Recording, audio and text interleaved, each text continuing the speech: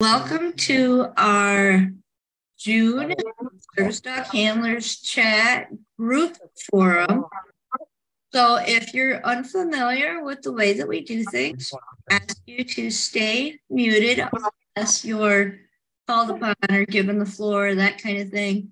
And that's not because we don't want everyone to have a voice. We want you to be heard. We just want to avoid flashing. So if you're unmuted and say a car drives by or a dog barks, it makes the screen flash to you and then back to the person who's was talking, and that can cause people with seizure disorders to have seizures. So we are just trying to prevent that. If you have a question or have something you want to add at any time, there is a reactions where you can raise your hand, or you can simply raise your hand in front of your face and you'll be called upon. And so in this particular chat, our evening chat that we do once a month, the first Tuesday of every month, it's an open forum chat where I'll either throw out a tidbit of a topic or ask a question, and then everybody can put their answer wherever they're most comfortable. You can type it in chat, or if you raise your hand, you'll be called on in order of whoever raised their hand first to go ahead and give your answer verbally. So the You Propose with Love June theme is the nose knows. So the nose knows everything when it comes to a dog.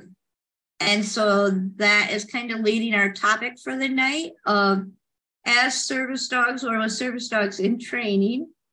The topic is teaching your dog to sniff and or not to sniff. So just by a quick raise of hands, if you do both, teach your dog to sniff some things and not to sniff other things, just do a physical raise your hand. Okay, so that's everybody here. And that's kind of what I thought, but I wasn't sure. My next question was going to be, all right, do you teach your dog not to sniff? And then the opposite, of course, so that we could get everybody's feedback. But if everybody's on the same page, we're good there, and we don't have to ask the other two questions.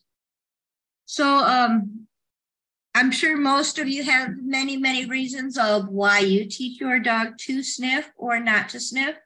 So that we're just going to focus on one at the moment so that we can all be on the same page. So let's go ahead, raise your hand or type it in the chat. Actually, let's start by typing it in the chat, just because I'm looking for like one-word answers. So just type a quick, things that you teach your dog to sniff for. So say if you do find it games, just type find it games. If you do medical alerts, if you do search and rescue, if you do competition set work for AKC or UKC or whatever it is, just type those things in the chat so that we can see how many we have in common.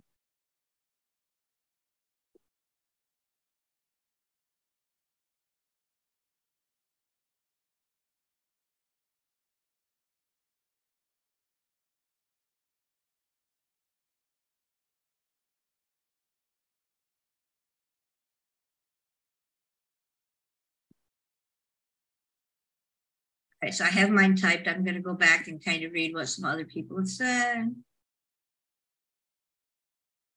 So I do see medical alerts kind of coming up a few different times. Oh, I know one I didn't even type, so.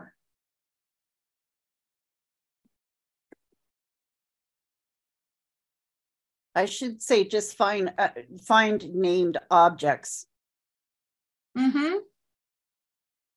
Not find phones specifically.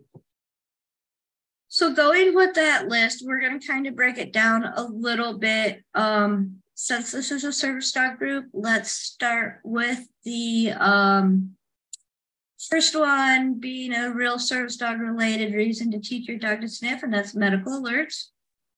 And so you don't have to disclose your disability unless you want to. And I mean, everybody here knows that my number one medical alert is migraine alerts. I also have an autoimmune alert, but so you don't have to tell us that. My curiosity is, so if you're thinking about just medical alerts, I want you to think kind of about did you do the training totally on your own, or did you have assistance? I also want you to think about maybe how long you spent training that, or how long your dog has actively been doing that kind of thing. I know we have dogs of all ages. So just a little bit, I guess, background about medical alerts in general with your service dog, and maybe why you chose to do medical alerts. Was it a need, or did your dog have a predetermined reason? So yeah, not really a specific question, but any information you want to share with medical alerts. And while you're kind of thinking about what it is that you want to share, I'm going to just go ahead and share my story a little bit. And so, I mean, obviously, I already said the two different ones. Migraine alert was the first one. And that kind of came about not necessarily for I'm getting a migraine, because when I first started training my first service dog on this, I had a migraine for about 1.5 years that just did not go away totally. Never totally went away. And so the alert was then trained to let me know when it was getting worse so that I could take meds as quickly as possible, you know, when my meds were wearing out kind of thing. And at that time, I was taking meds a lot during the day because I wasn't on the same meds that I'm on now. So it could be frequently more than one time a day that I would get an alert. Now I'm on my second service dog and on different meds. And so the rescue med I take for migraines lasts 24 hours. Well, it's supposed to last 24 hours. It lasts about 21 to 22. But so then I don't need alerts more frequently than that. It might be one a day, but it's never more than one a day because the meds last longer once they actually kick in. So that's kind of my medical alert one. It's used to be my biggest task.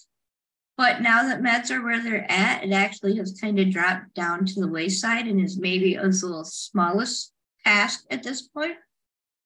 And so, Cindy, go ahead and want to tell us about medical alerts and you.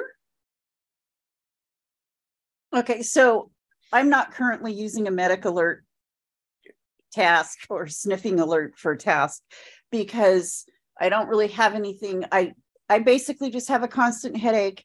It's not going to go away. There's nothing they can do about it. It's just when it flares, I need to go to bed, and I know I need to go to bed. So I haven't taught that. It's just not worth the effort. And I was going to teach blood sugar alerts, but things are changing. And now I'm doing more scent related work in regards to my students. I have several students that want scent alerts. So I will be teaching them that. And then depending on how things change in the next year, I might be teaching scent alerts to Nick. He does have some scent training for stuff. And so it won't be a big change. I have worked with him on it. I've worked with the scent wheel, and we're doing some other scent work that he'll be using his nose for. And I've helped Penny teach a scent work class for medical alerts. Yeah, we do have that Crazy2Calm scent work that at this point is a work at your own pace. We may look at doing it again live, usually in September, but we might just leave it as a work at your own pace. But it's a good class. It is. So yeah, that's kind of the same with me. I mean, and I think that is for a lot of people with medical disabilities. I mean, sometimes it hits one place and it stays there for years and years. But with mine being autoimmune related, it seems like it's constantly changing. And right now I happen to be on meds that are working, and I might go a month without a migraine. And right now, my main form of treatment isn't available. I think it's actually ready at the pharmacy now, but it wasn't an hour ago. And so it's like 2 days behind. And so I've had a migraine for the past 2 days, but as soon as I get that, they'll go away again for most of the month. Hopefully I'm not playing too long to catch up. But yeah, does anybody else want to talk about medical alerts and any component of training that, or why they chose to train it? Go ahead, Serena.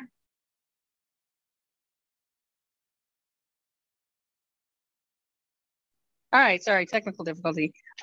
So I took your medical alert class, and I was going to train, for you guys that don't know me, I'm training a service dog for my daughter.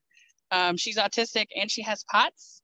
So our main training that we already have that she's task trained for is self-harm interruption and grounding. And that's our main stuff right now. Well, we ended up with light pressure therapy because deep pressure therapy didn't work for how bony the dog and the child both are.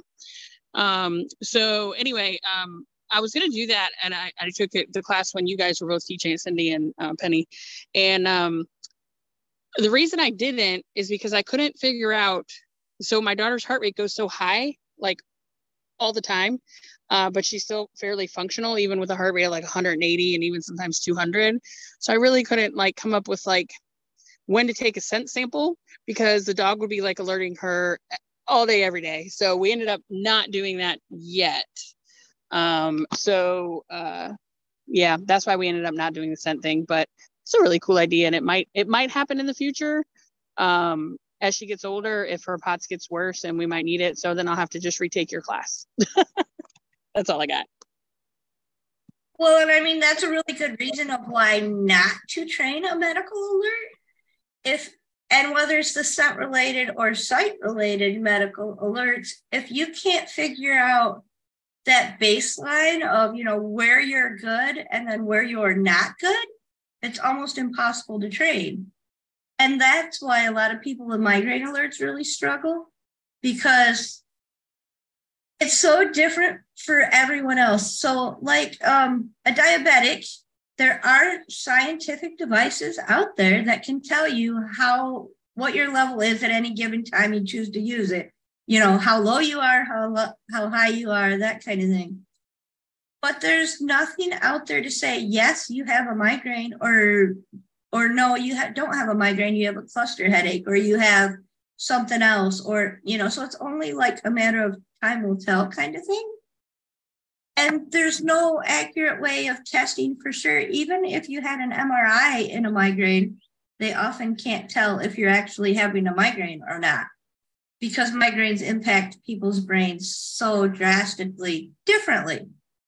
And that's where a lot of people struggle. It's like, well, when do I do my scent sample? Because I don't know. Am I getting a migraine? Am I not getting a migraine? Is this a general headache or is this not a headache? And that can be really challenging. If you can't find where you're good and where you're bad, it's almost impossible to train to a scent sample. You have to then go toward training some other physical cue, maybe not scent related, but maybe when you can treat how to react after you pass out if you need to, versus predicting when you're going to pass out if it's too hard to figure out when you're going to pass out and things like that. Yeah, that's one that we worked on a little bit with her going under Ellie's legs. The problem is she's only 55 pounds, so it only elevates her legs like 4 or 5, maybe like 6 inches. Because I can't get Izzy to stand up when her feet or when Ellie's feet are on her back. She doesn't want to stand up. She just like lays down. So I haven't figured that out yet, but I'm going to work with my trainer on that. We'll see how it goes. Yeah. Maybe have the dog move up closer to her knees or under her thighs, so the blood doesn't pool down in her feet. But one of the things I wanted to point out, Penny, if you don't mind, is they can actually tell if you've had ever had a migraine on the MRI. Now there's white spots that appear, but that doesn't tell you anything. And your symptoms. They can tell you if you've ever had one. That doesn't tell you. They can't tell you if you're currently having one. And correct. But the other thing is your perception of pain may change for a variety of reasons over a period of time. I know how I feel the pain, my sensation of pain is significantly different than it was 8 years ago when I had my head injury. And so when I tell somebody I'm in pain, I don't look like I'm in pain most of the time. And it's like, well, yeah, I've been in pain for a very, very long time, longer than 8 years, but I don't feel pain. And I have doctors that don't believe me. It's like, no, when I am really in pain, I just stop. And so you need to be aware of things like that. And when you're looking at scent and scent related behaviors and alerts, sometimes it may be a good thing, but if you're not going to stop the behavior that you're doing that is causing the symptoms, or, by taking the medication or eating the food, the alert, it becomes, not ineffective, essentially. And that is one of the key things that I always tell people with alerts is that if there's nothing you can do, there's no reason to train the alert. The goal of an alert should be to give you something that you can do to make it better or easier for your body to respond. Whether that's taking a med, or whether that's going to sit down, or whether that's calling a family member ahead of time to let them know something is wrong, whatever it is, there has to be some kind of action you can take that's going to make it easier for you and your disability in the long run. And if there isn't some kind of an action you can do to make it better, then there's no reason for the alert.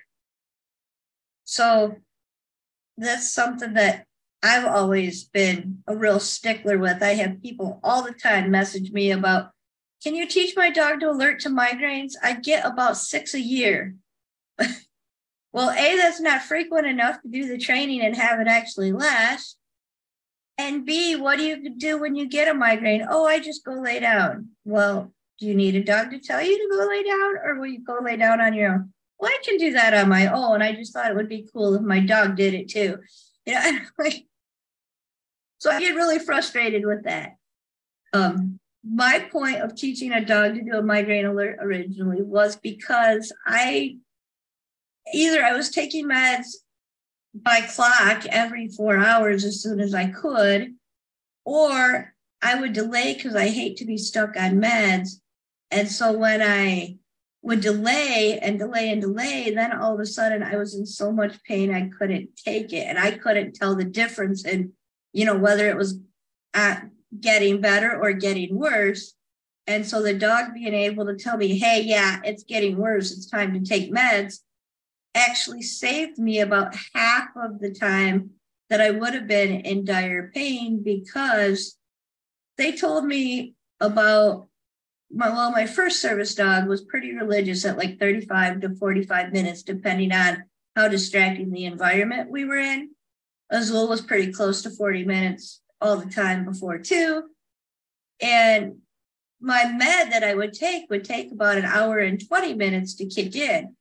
So if you think without that alert, I would have an hour and a half roughly of extreme pain. And with that alert, I would have about 25 minutes of the extreme pain, 20 to 25, depending. So that was a huge thing. Well, now my rescue med that I take when I need something is a quick dissolve under the tongue, and it's actually kicking in before it's fully dissolved. So again, do I really need the alert for that? No, because if I'm feeling it slip over, I can wait a little bit longer and wait to see, is it going to go into a full-blown migraine? Because I know those rescue meds kick in almost immediately. And that's one of the other reasons that I haven't been using Azul for a migraine alert very often, nor have I, like right now, he needs to repeat the scent training if I hit a place where I'm doing it more rapidly, or more frequently, I should say, because currently, like last month was kind of a bad month with storms and weather and whatnot.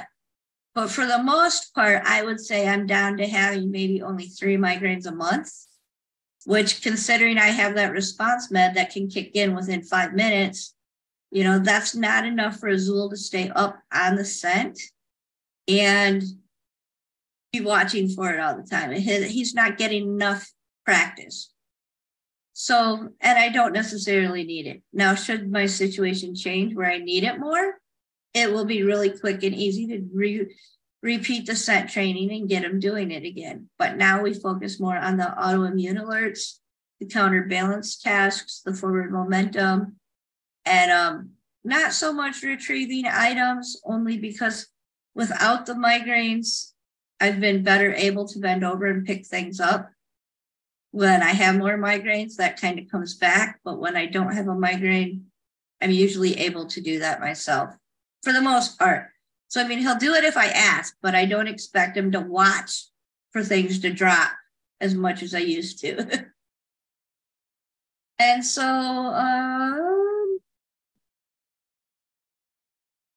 I know Ashlyn said she doesn't feel like she has enough migraines to alert or to train the alert either. Just looking to see if there's anything else in the chat. All right. So multiples of us talked about hidden objects or hidden treats. And so let's kind of move on to that being a topic. And so first of all, do you do that for, well, and I know Cindy's answer to this. So is that a task for you? All right, hold on, Ashlyn. Let me scroll back down before I ask this question. So Ashlyn says she might need it for a cardiac alert later, so then she may teach it. Right. Okay, so with like finding certain objects or finding treats, have you developed that into a service dog task for you, or do you do it solely for enriching purposes for the dog, so fun and games, or do you do both? So type it into the chat. My answer is simple. I do both. So do fun, task, or both.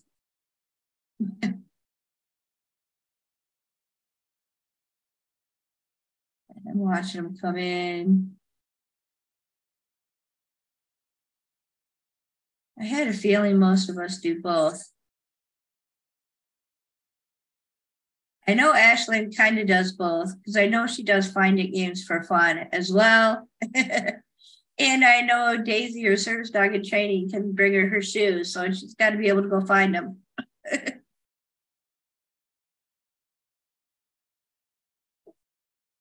All right, so let's talk about the task aspect of finding objects or food.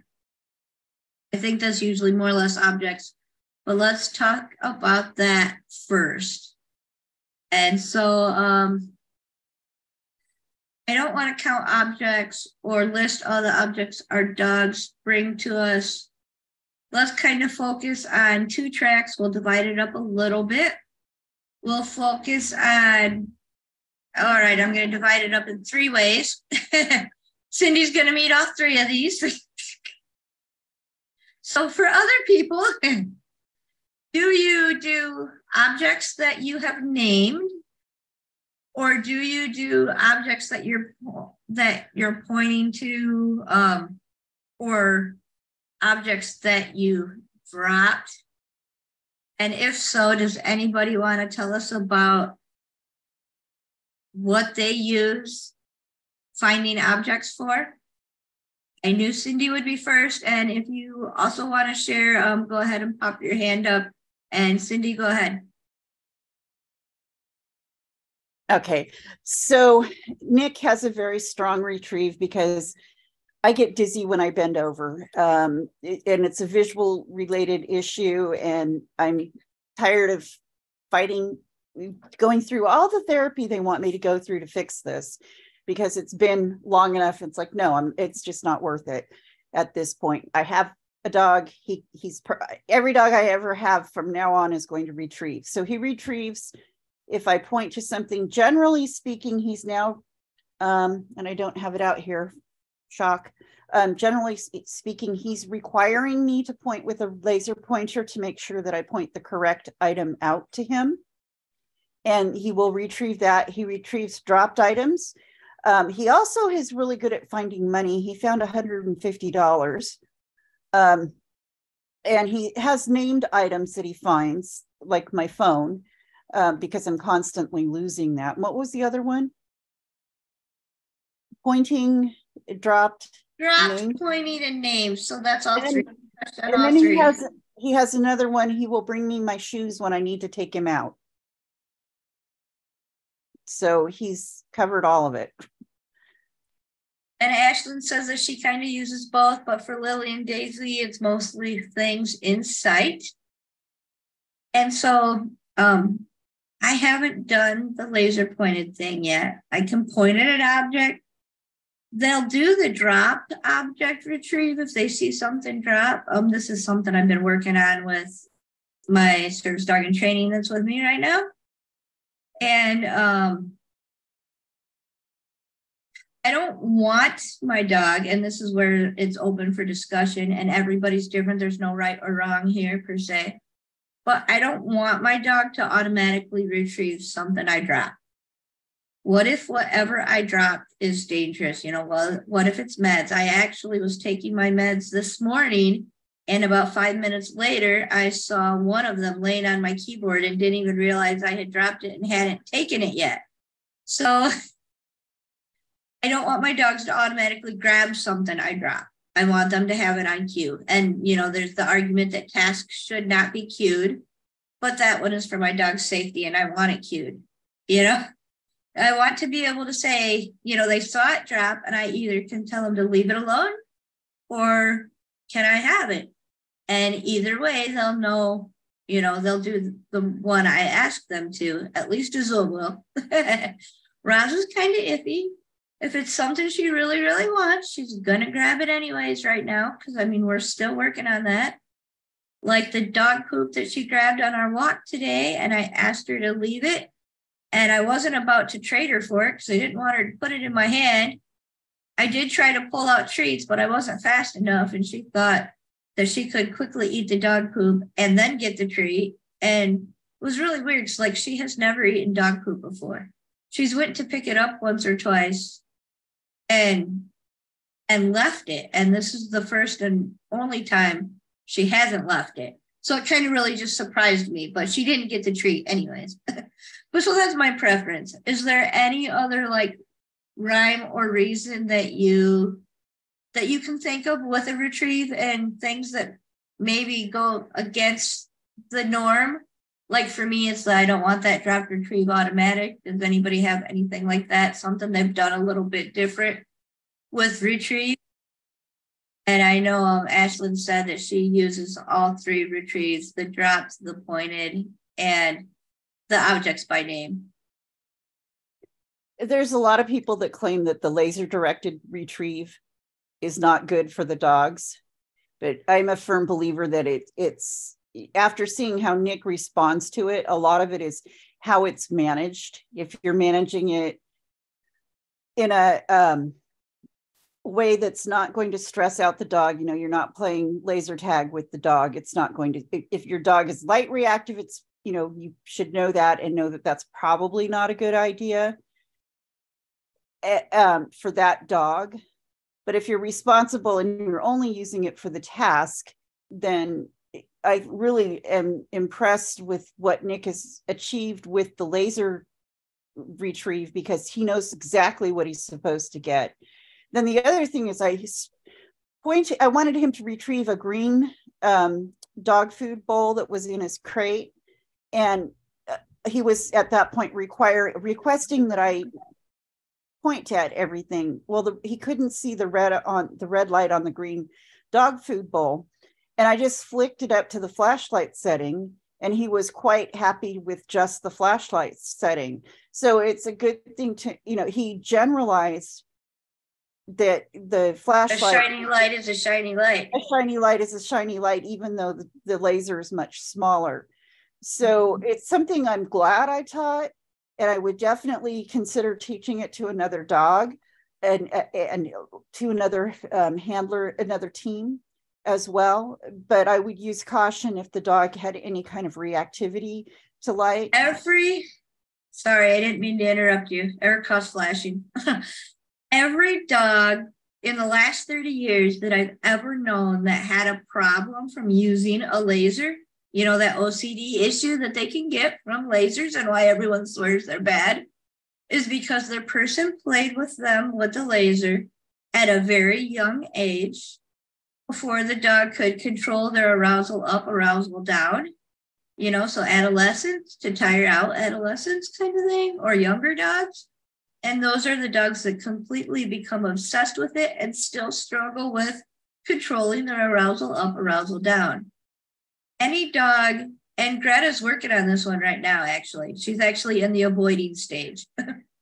So Greta is one of our canine coaches, for those of you who don't know, and I know she doesn't mind me talking about this, even though she's not here. She's got an Aussie that she thought was fun to play with the laser at about 4 months old. And Aussie quickly was starting to develop some OCD tendencies, and we put it on hold.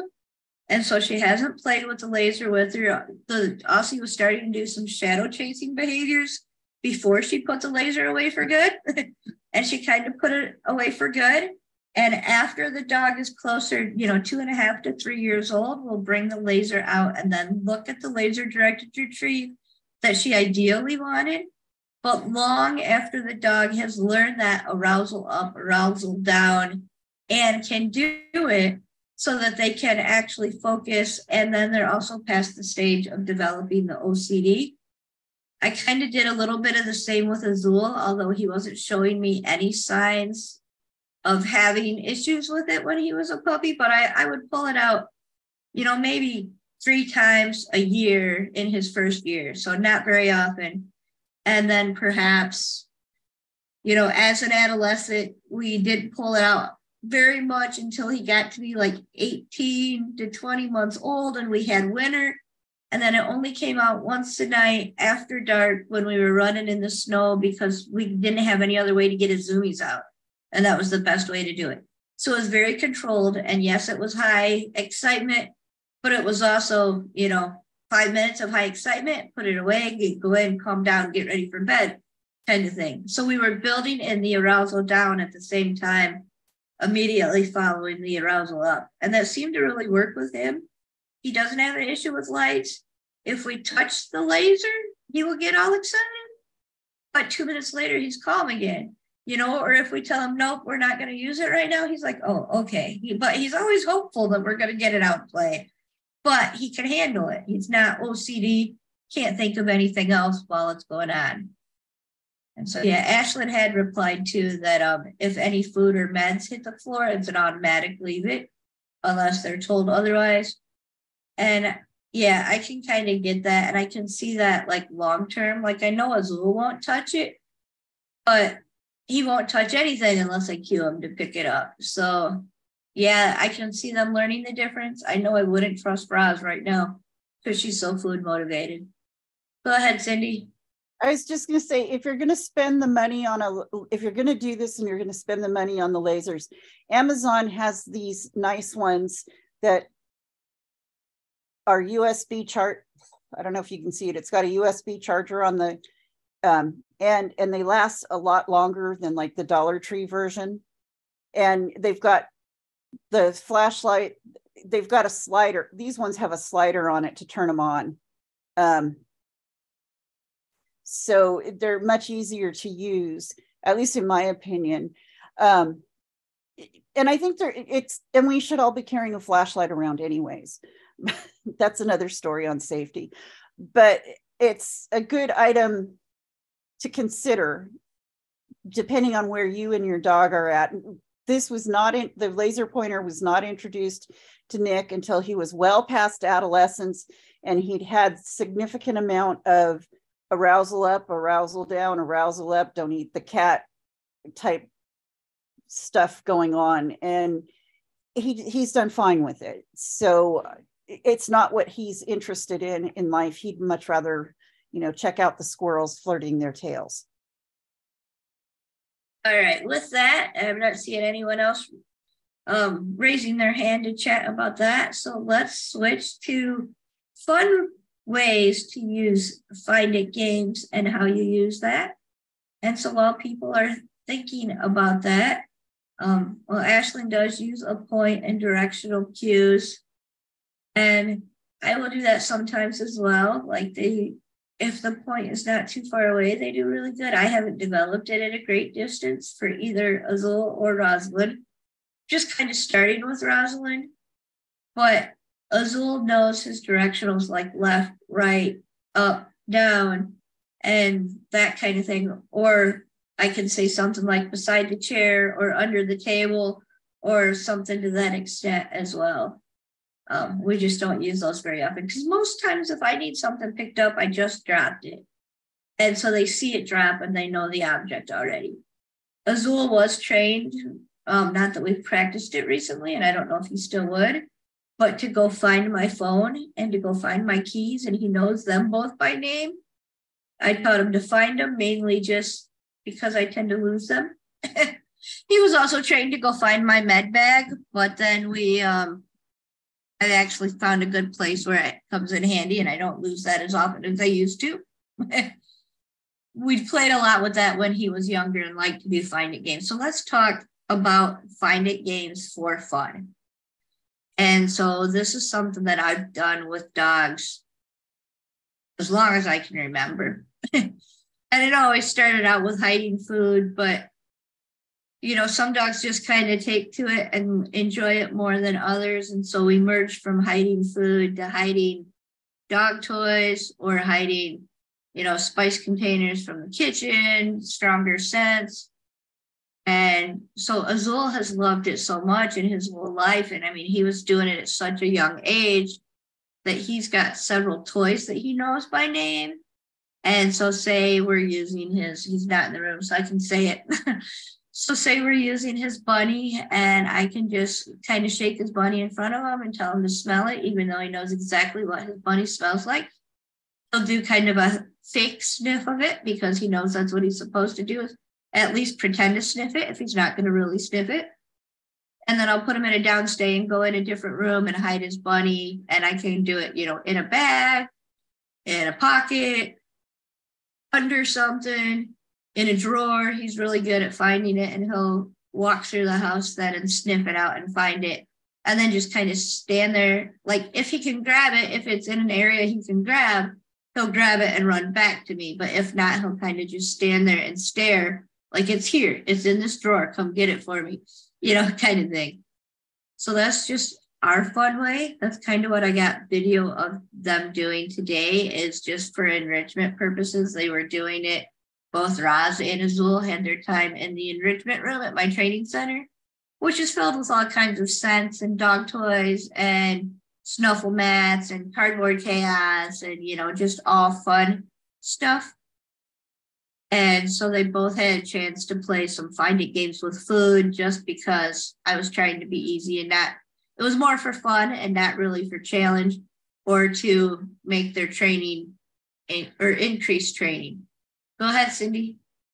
Okay, so you're going to, this is called lazy housekeeping.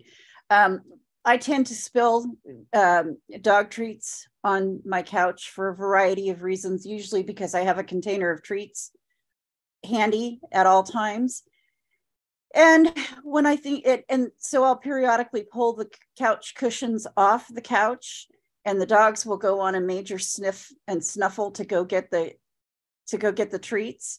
And it works beautifully. I get my couch cleaned. All I have to do is vacuum up anything they left. They only take the food, and we're good. I mean, they like reach deep. Poe's got a long tongue. She gets like right into the bottom of the crevice of the couch and can get stuff out. And they get enrichment. I get my couch cleaned. It's a win-win, and I don't have to vacuum it. And that's one way of enrichment. But then Penny and I are also taking a scent work class on, or nose work class, and we're working on man trailing. And I'm using the same object that we're using for man trailing. I'm hiding that around the house for Nick, and he's trying to figure out where it goes when it's not being hidden somewhere, which it's usually, we're supposed to be using a coin, but I'm using a rock because I don't want him to stop picking up coins. He's started looking around the house a lot more for where his rock is at times. I don't know, has Azul or Roz started doing that? Not necessarily looking around the house for them, and that's probably a good thing because they probably find money all around my house. But Roz did not too long ago, not too many days ago. So I have been using money with Roz. I haven't really been playing with Azul because he hates the games. But Roz, I've been playing with a lot and kind of working on, so here's a quarter that I call them all penny because that's my cue for hers. Find the penny. It means find the change. Nobody ever says my name, so it was a win-win. So it's a find the penny. And so the other day I happened to be using the bathroom, and when I went to stand up and pull my pants up, 2 coins flopped out on the floor. And she was like, oh, right on. I'm like, where's my treat? I see it. Where's my treat? And so, yeah, she has kind of naturally found them on occasion here and there. But it was usually because it just fell out of my pocket. Yeah. So I am going to kind of rethink the way that I'm doing that. I get the point of using coins and why he's doing it for class, and then he's using a different object like a hat or something for sniffing for the man trailing. And I get that they're different, but I want to develop some kind of a laser focus for a certain object that's not a coin. And I just don't know what that object is. I thought maybe I would use my toy that is their reward afterwards. I was going to, use their tug toy as an go search for it. Like Jack had mentioned, throwing a cog in the woods and they're going to find it because it smells yummy kind of thing. And it's red, so they really can't see it. So they really have to smell to find it. But so I was just going to use their tug toy. But Azul doesn't want to tug when he's outside doing man trailing. And I like to call it dog trailing because we've been searching for a lot of other dogs, not necessarily people. But so if he doesn't want his tug toy, that doesn't work to use in that situation. So I've been like, I don't know, I'm object shopping, if that makes sense. I've tried my hat and they'll find my hat, but they don't enjoy, it's not fun finding my hat. And I get the, why did you lose your hat again look from Azul? Will you stop losing your flipping hat? I get that look from him all the time if I ask for the same thing all the time. So I'm trying to look for that one object that he actually enjoys finding. So for me, I've built in a lot of functional reinforcers into Azul's life. So he's not food motivated at all. And I very rarely ever use food as a reward for him just because it's simply not rewarding. And so I try to build in functional reinforcements. So when it comes to man trailing or dog trailing, his reward is that he's getting to find somebody he wants to say hi to. And I mean, even if he's not getting to get close enough to say hi to the dog, he's getting in line of sight to say, yeah, hi, how are you? Even if we're 6 feet away, he's still saying his hi and getting to smell the dog at a deeper level because we're so close. So that's his reward. I don't need to give him another reward because he's finding that. But what I want to look for is another reward for those object finds, kind of like I can tell him find his buddy, and that becomes self-rewarding because then he gets to play with his buddy, or we get to have a tug game with his buddy. And so that's self-reinforcing. And I just haven't found that right object that is both self-reinforcing and enjoyment. Like I could use food for Raj. She'd be fine with that. But Azul doesn't want food. So what else can I use? I could use nature for Azul if I want to get a special stick or something and have him smell the stick because, every stick in the stick pile smells different. And so I could pick up a stick or something like that and use that.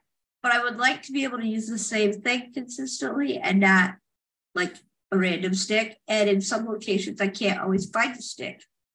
So I don't know. I'm still looking. You could use a stick and scent it with your scent and then have him go find it.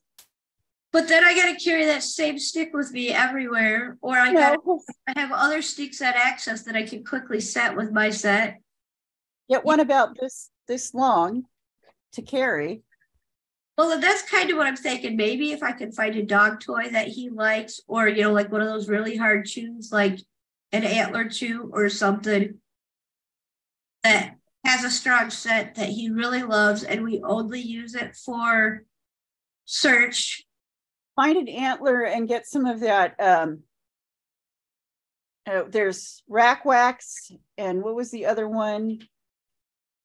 Can't remember what the other one that was recommended over the rack wax.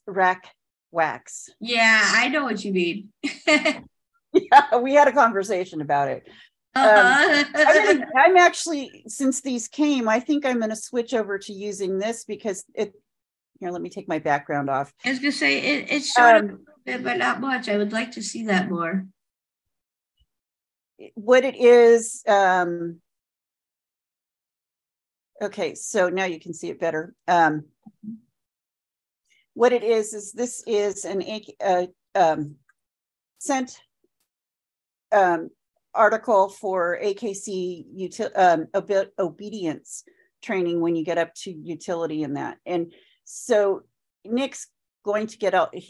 I have hit plans for him.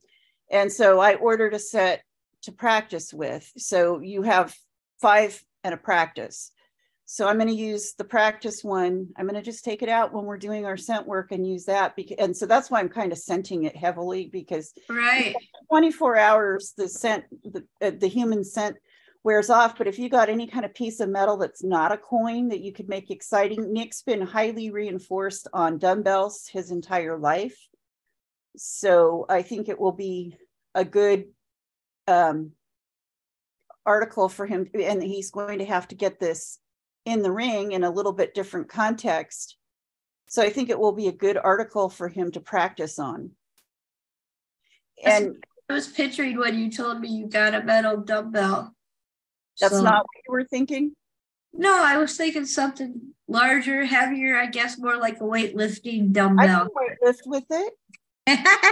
You can, but you're not lifting very much. You know, a lot of people use canning rings for send articles for, so that could be something that might be reinforcing to him, because he could flip it around. You could put it on a string and make that a tug. And that actually might not be a bad idea. I can bury it in leaves still, but yet I can slide it in my treat bag easy enough. So when you held that up, I was thinking, if only those were collapsible, or, you know, like pull apartable, like Lincoln Logs. Well, supposedly, if you rub the ends, like if you do circular motions, they come apart. But if you know anybody that does machining, they could probably do it real easy. I just didn't want to. Yeah, and I mean, as long as you could like twist it apart and make it flat to be able to collapse it and put it in a bag or something, and then pull it out and assemble it really quickly. So that's where the canning rings come in. Yeah, that's where I think that I could actually use. That might be a really good example. And that might be something I can actually hide in a way that is challenging to Azul. Yeah, because metal's more difficult to scent, which is one of the reasons I got the metal ones first. And because we're doing the man trailing, I thought, well, it's a good thing to work with. Right. Yeah, no, I really like that. So yeah, you helped me out tonight. Just silly. Ashlyn says that Daisy likes finding her ball. And yeah, that's a kind of big one. So a lot of dogs know the scent of their ball, because every dog's ball smells a little bit differently, and they can learn the scent of their ball. So if they enjoy ball, that can be a great way to do find it games. Does anybody else use find it games just for fun?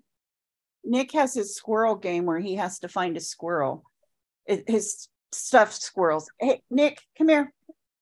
Are you asleep? He's not going to get me a squirrel right now. He's all played out. Yeah, I think we've seen that one though. He has these little squirrels that we play fetch with, and he's not interested in them right now. I wore him out. All right. Finding hidden objects is a good one to play, especially with service dogs that you're training to find hidden, you know, your lost phone, your lost remote, your lost keys. Is anybody here? Tofu has an octopus. He also sniffs a lot of other things. That is a cool octopus. Oh man, Roz would love that. But so is anyone else here doing any kind of competition set work? I know Cindy mentioned that one, and she just talked about that one. So, and the nose work class that we're doing, we have a couple of canine coaches that are working on a nose work class with Jack Sutton, which has been kind of cool. It's an entry-level class, so it's not necessarily challenging for us. Most of our dogs already know the skills, but that's why I wanted to take it, was I wanted just to see how he taught it to other people so that I can think about teaching it to my clients. But it has a lot of cool, fun games and a different twist in the way that I taught it. And so if you do any more fun games or competition, let me know, or if you plan to do that. Well, we are hopefully going to be doing some barn hunt where Nick will go searching for rats and see how he likes that. I think he will like that. I just don't want to be a rat wrangler. So I don't want to have rats if I don't have to have rats. You don't have to do live rats for that. That's generally what is used in competition. They go in a PVC pipe with special ends, and the pipe is drilled. They have requirements so the rats aren't harmed. And I guess I've never gotten that far. I'm more used to like the training stages where they will substitute anything. Like you can actually change it and use a blue ball, or use. Right. Somehow my reply screen showed up and I don't know why. But yeah, so I mean, you could use any object as that and then teach the dog to do it. The goal is just that you're doing it in a barn that is filled with. They use in the competitions in other smells. They use live rats, and then they also do urban scenting, and I'm not sure if that's rats or other articles. And our dogs, all of the service dogs that do any kind of scent training, I'm looking for my phone. I can't find my phone. Nick, where's my phone? They should be trained enough to make that an easy skill for them to learn. Right. So Tofu is working on his novice title. Yeah, Lulu, that you did shows too. I'm not a show person. That's just never been me. I'm not that competitive. But if you guys want to discuss more about shows or why you chose to do that with your service dogs as a fun outlet, go ahead. We'll spend a few minutes there, and then we'll move on to the sniff about, or scenting outside, and then we'll kind of wrap it up. Well, one of the reasons Nick needs more to do than to be a service dog. Yeah, that's just Nick. He needs more work. He's asking for more work. Like today, I've had an off day, and he was bouncing around the house, so we had to go out on one of his potty walks. We went out and we did some scent work, and we'll probably do some more when we go on the next potty break. I like the fact that when you do have a title, so if you have like an obedience title or a rally title, it shows you're working with your dog, you're ongoing working with your dog. So if anything ever happened and somebody tried to accuse your dog of being the bad player, well, look, in addition to my training logs and videos, there's all these AKC titles where the dog was judged 3 separate times under at least 2 different judges.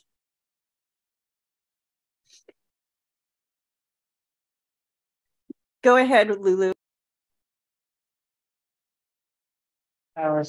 So I was hoping on showing Tofu in conformation, but the breeder wouldn't give me permission to do so because she would like him to be neutered.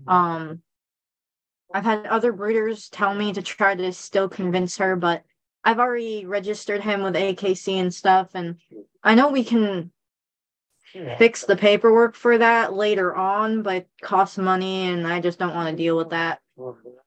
But right now we're working on his trick titles and hopefully the agility, because he loves agility. He is fantastic in agility. And so far, he really likes the trick title stuff too.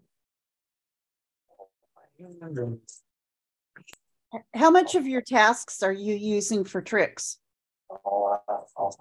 None. He knows how to jump on a skateboard, jump in a box, lay in the box, hide under something, lift it up, roll in it. I've taught him all kinds of different tricks. It's not very helpful. Although Those I can think those can be handy as service dog skills too. I've never thought of it that way. I don't know if I would incorporate it. Maybe I could. I mean, he does I mean, bring you me might need your blankets. service dog to go under a chair. That's almost the same as going under a box. You might need your service dog to jump up inside something, you know, so maybe it is something like a raised box that's upside down and you need them to jump inside it. You know, there's kinds of different tricks that are skills that we use service dog wise. And a lot of them are also rally wise, like teaching the dog to switch sides and move from one side to the other. Isn't that like a rally? That's not so much, but a lot of the go rounds and the get into heel, and you know, when you turn a corner and you have the dog walk all the way around you, there's a lot of position changes that you do in rally that are comparable to what you would do when you're shopping.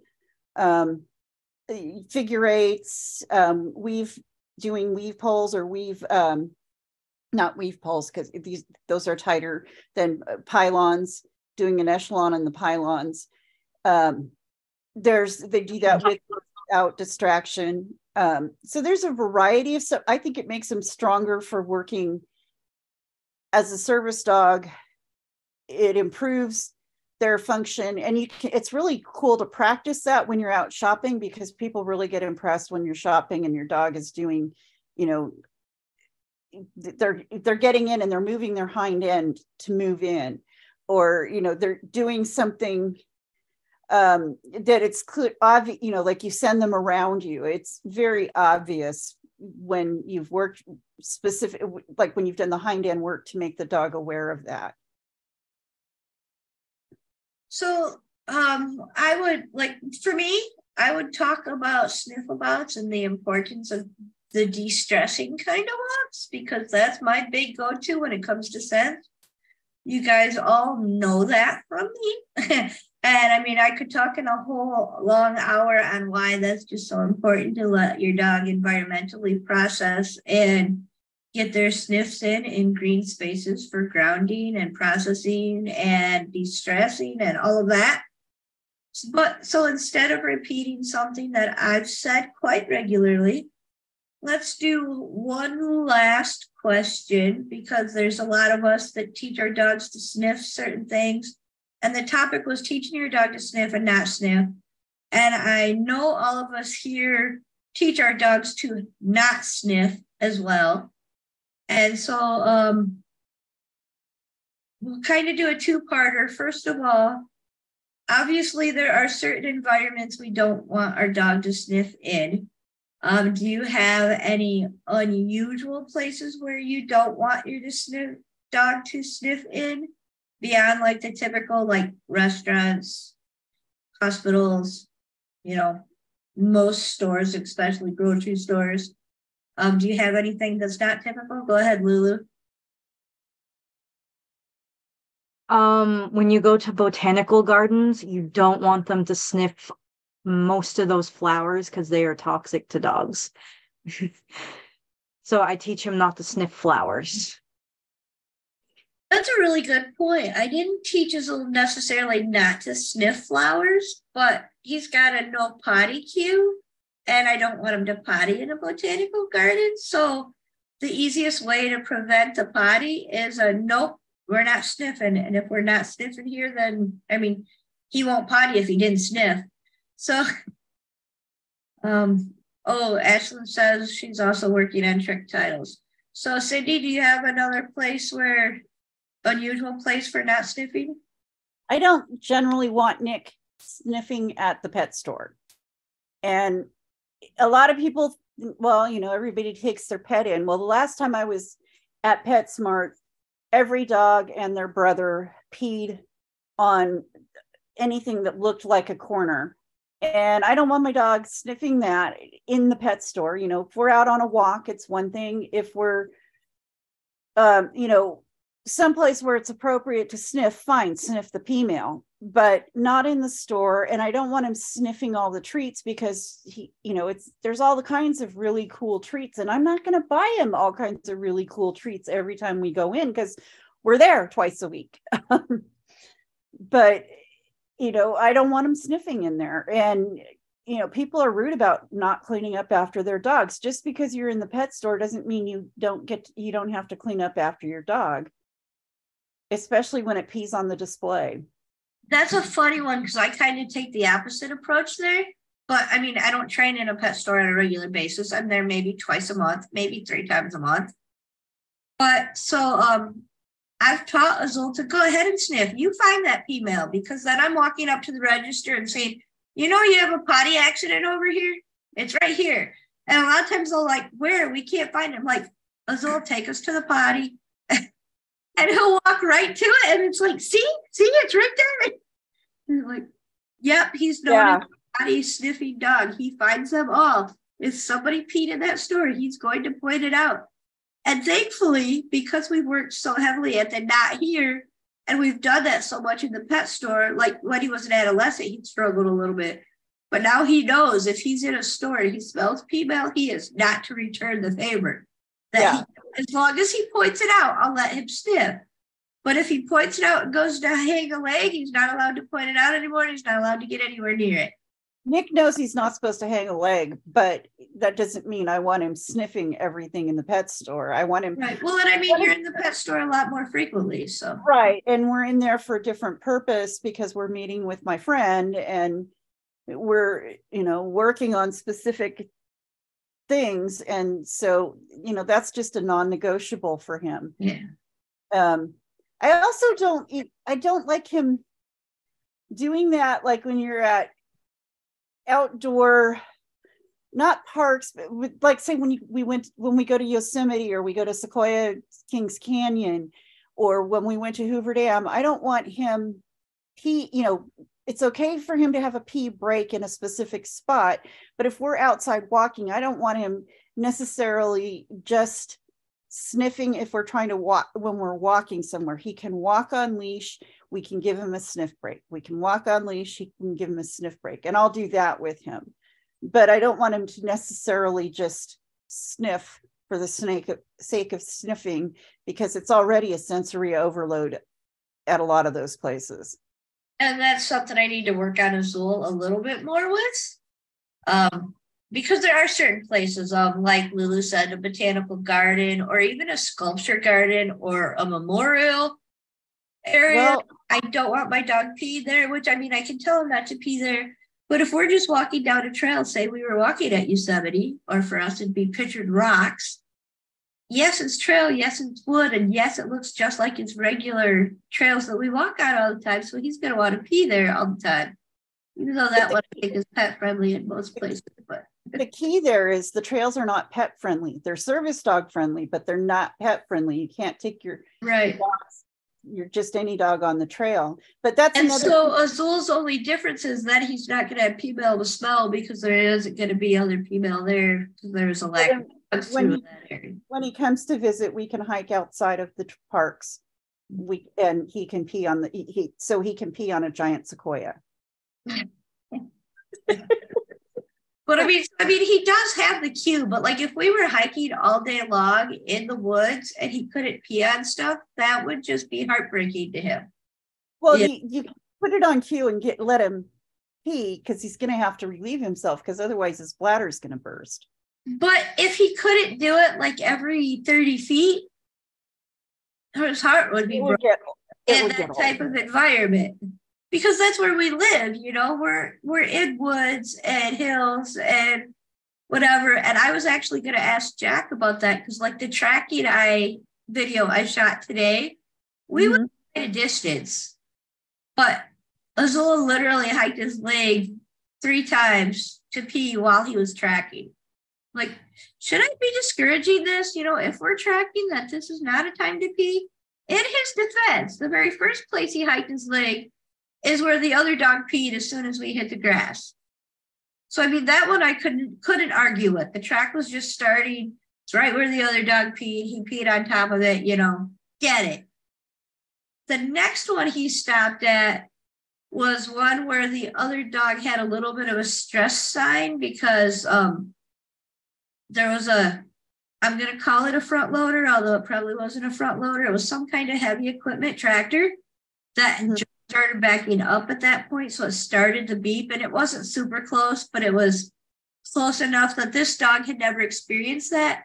So he had a moment of stress, and he kind of stood in that area. And I did some extra petting and some calming him down because it was just me and the dog, not his normal handler. And so I kind of understand that one. And then the third time Azul hiked his leg was another one where the other dog did something kind of funny. And it's like he almost hiked his leg, but he didn't really pee, but like he smelled something really heavily. And like Azul was probably peed there before, and he was smelling Azul. So he almost went to pee, but didn't really pee, but maybe rubbed his privates along this one bush.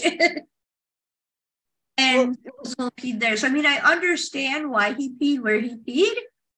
And it's an area that we walk through regularly just to walk through, where Azul can pee at will too. So, I mean, that's something I'm still trying to figure out is, should I be allowing it? Should I not be allowing it? What should I put there? What I've done with Nick since he was a puppy is he's not been allowed to mark unless he's on his own time, which means there's no leash attached. Yeah, and well, that has stopped. And then so when I took him out, he was on his leash, and I pottied him, and then we went and worked on the stuff. You're also not in an area where you do not a long line, like a tie out where the dog is outside without you. No. Azul has pretty much since he was like over 6 months old gone out on a tie out for potty outings, especially in the wintertime. And so him and Cam definitely pee over each other. I would let them both out at the same time because Cam could be off leash, and they would be in a different area and then switch places. And yes, I mean, I don't mind the marking. I don't mind the marking at all in our area, because if we're in an area like the Vietnam Memorial that we visit kind of a few times a year, it's at a nice sightseeing kind of area. Right. And tell him, nope, not here. And I keep him in heel. So for Azul, if he's in heel, he knows he's not sniffing and marking. But if he's not in heel, then he's free to mark all he wants. And you're in a less urban area. With where I live, it's not acceptable for the dogs to just run around marking when you take them out on a walk, even if they're on a sniffy walk. And I get that. And so we don't do it. So and then there was the whole thing my mom was telling me, well, you can't train them not to mark. And to which my response was, well, Dad doesn't mark, and he's an intact male. So, you can. And I mean, not that I couldn't train Azul to not do it all the time, but it's just something he loves. And because of our rural environment, why would I take love away from him? The more important question is, does it matter to you? And is it worth the effort to train it? No, because don't worry about it. He can mark anywhere he wants to. But what's going to happen is, an area where he's not allowed, I can tell him he's not allowed. As he gets more serious about scenting things, he's probably going to start marking less when he's finding when he's on the trail of something. Yeah, maybe. It might also vary in the environment where we were at. And so the trail he was walking was like 2 hours old. The dog wasn't there anymore, and he knew it because he watched the dog drive away in the car. He was following the trail, but he knew he wasn't going to come to the end. So he had no real urgency. He kind of did in the beginning, but urgency faded right away, which also probably led to more marking. But yeah, just kind of brought up that question of, should I discourage this, or is this okay? I want to bring up one other section or subject with the sniffing is, So I think there's some situational things. We go to the fairgrounds several times a year for different events. We go for the home show. There's a pet expo. There's the fair, and then there's a big dog show there. And the only time Nick is allowed to sniff is when we're at the dog show, because there's just too much. When we go to the dog show, it's really interesting to see the difference between service dog handlers and obedience rally people, and then the conformation people. The conformation people generally don't care where their dogs pee or poo. Most of them pick it up. Obedience and rally people have their dogs toilet trained. And then the service dogs handlers all have it on cue. And there's just a huge, huge, huge difference. But the rest of the time we're at the fairgrounds, Nick's not allowed to sniff, because the rest of the people that are there aren't necessarily dog people. So does anybody else have situations? For me, it's like, what is in the environment? Like, is it ethical to stop a dog from sniffing? Can you even stop a dog from sniffing? That'd be like trying to stop them from having potty breaks. So, I mean, they're going to sniff. They're at least going to air sniff. Right. They're going to smell. And you want them to process. So it's a matter of, and I know what you're referring to. You don't want his nose to the ground sniffing. Right. But I want him to be able to trail something with his nose down. Right. Is why I mean, that's what we teach when we're in a store. At least that's what I do with Azul, is he's not allowed to touch anything with his nose. He can air scent all he wants in the store. Yeah. But I don't want to see him trailing anything in the store. And when he's doing his find it, like go find my husband, he's doing all that by air scenting. He's not putting nose to the floor and where he walked. Yeah, Nick does the go find Ken. He doesn't put his head down. He just goes. Mm-hmm. Mm-hmm. He does it forward momentum. Mm-hmm. Yeah, so I mean, I totally get that. Like certain environments, you're not going to stop the air. Like their nose to the ground. I get annoyed by too many service dog handlers that think they can just stop their dog from sniffing altogether. We're never going to do scent games. I don't want to teach them to sniff because I'm teaching them not to sniff. And dogs can do. How are they going to find your articles that you want them to find? How are they going to find the missing sock or the phone under a pile of blankets? I've even heard from the medical alert person, well, I don't want them to sniff where the squirrel was because I want them to only focus on my medical alert. That's all they're allowed to sniff. I'm like, really, your dog is smart enough to distinguish between those two scents. So why not let them have their fun too? Well, I think we can, as people, can distinguish between ketones or and a squirrel scent. You might be able to. My nose doesn't work, so I can't smell anything. I can't tell the difference between chocolate chip cookies and chili cooking anymore. Two very different extremes. But so yeah, Lulu allows hers to air sniff, but not too much ground sniffing due to her balance. What about you, Don? For Alex, I haven't done much more than just I let her sniff for the freedom walks, but we don't do sniffs otherwise. For general, he's got me spoiled. There's a lot that he does naturally that I've never really had much issue with him doing good or bad one way or the other. So it's like most of the time I forget he's even with me. For those that don't know, General is my 6-year-old service dog that's going to be retiring. He's been attacked multiple times. So Alex is my service dog in training. She's just turned 13 months old.